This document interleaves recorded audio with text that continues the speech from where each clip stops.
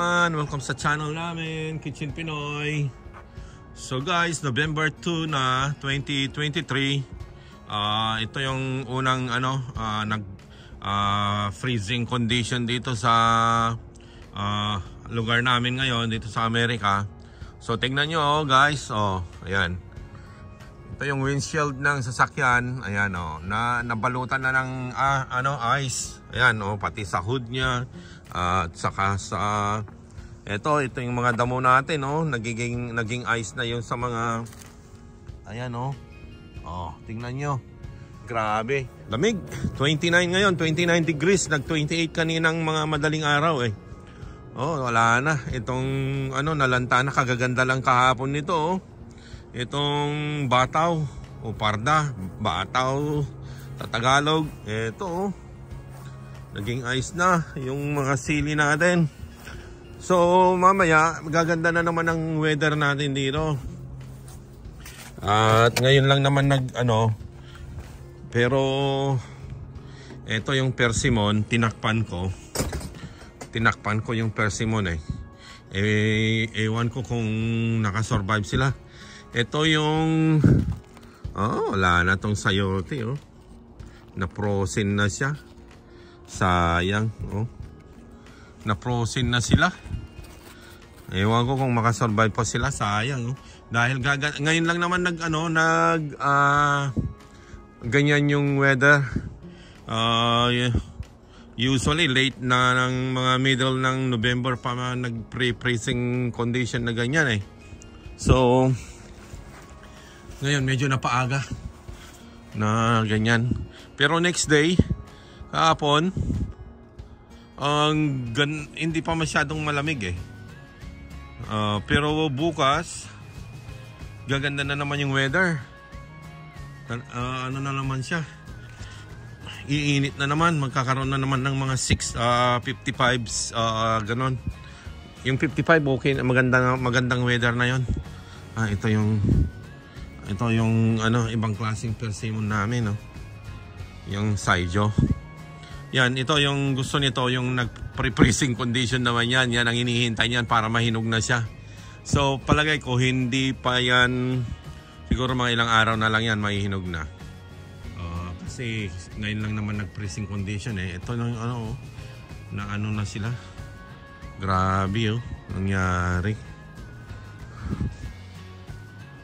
Yan na yung nalanta na yung mga niya, yung mga dahon ba. Ito ala, ewan ko ang pa, sayang. Ang dami pa nitong bunga na na maliliit. Hindi ko kinuha kahapon, nakakuha pa ako ng isang bag. Ayan naging tumigas mamaya pag naarawan to na defrost, na tanggal yung mga ice, wala na, lanta na sila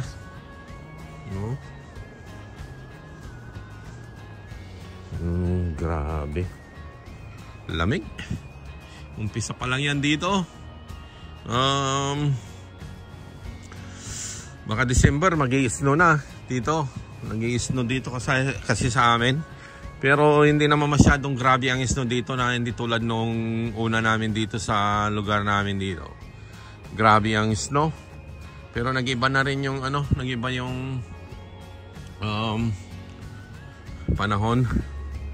Ito, nasira. Ang dami pa nitong bunga, sunod-sunod pa nung nakaraan. Ito wala na. Ito na siya after ng mga ilang oras. Ayan uminit na naman at na-defrost na yung mga tanim natin. Kasi kanina parang magaganda pa sila diba? Kaninang maaga pa. Ngayon ayan na nalanta na, wala na. Patay na siya.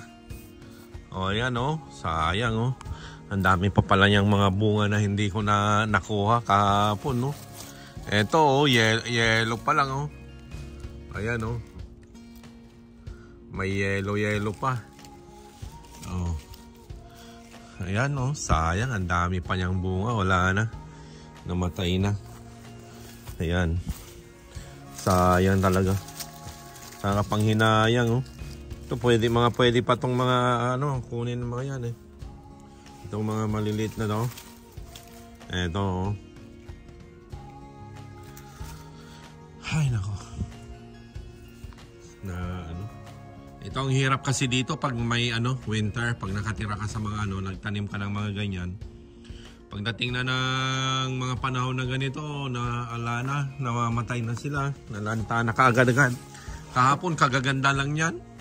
Oh, ayan oh, kaninang umaga to, oh, buo pa oh. Buo pa kaninang umaga ito, yung mga dahon niya oh. Grabe oh. Oh. Nangahulog na lahat. Parang ano na oh. Mga bunga na lang ang mga natira oh. Tingnan niyo naman oh. Ito yung ano. Ito yung persimmon natin. Oh. Wala na oh. Ito yung ibang sayote. Nakakapanghinayang talaga oh.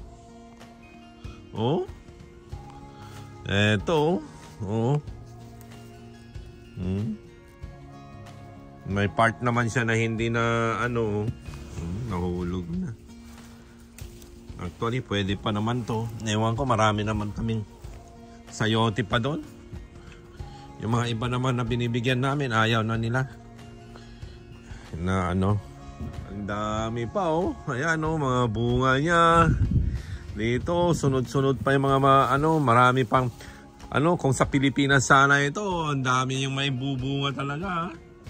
Na ano, continue ito pag sa mga maiinit na lugar. Ayan oh, dami pang bunga-bunga oh. Ayan. Continue ang ano nito, pamumunga nito. Hanggat ano. Ayun. Mayroon pa doon. Usually, yung iba nakuha ko na lahat talaga. Yung mga maliliit lang yung tinira ko. Ano, hoping na makasurvive sila, sabi ko. Pero hindi, wala na ano ng mga ito. Eto, malaki na to. Oh. Wala na, ganyan na lang talaga yan. Wala na tayong magagawa. Kanina ang aga, no? Dahil yellow na sila kanina, nag-yellow na. Oh, kunin ko na yung mga ibang malalaki. Pahingi ko. Ipagtawag ko sa mga gusto, pick upin na lang nila. At wala akong time na ano ngayon, busy ako ngayon. Tigahatid ako ng mga anak sa school. Ayan. Oh. Ewan ko kung sino may gusto. Tawagan ko na lang sila. Oh, ganda nitong persimmon, no? Puro na lang bunga, ang dami, oh. Ano, kaninang umaga to, wala pang nanghulog dyan, eh. Nung umaraw na, ayan na, ito rin. Kagaganda pa, parang ang ganda pa kanina dito, eh. Iwan ko kung ano kanina. Medyo madilim pa kasi kanina, eh, yung unang part nitong video natin. Oh, buo pa sila ngayon na naarawan, na defrost. Patay na. Patay na sila. Oh, grabe. So yan, next year na naman ang dito, next year na naman ang taniman, yung kamote natin namatay na rin oh. Actually hindi ko pa nga nahukay eh. Hindi ko pa nahukay yung mga kamote natin pag hukayin ko.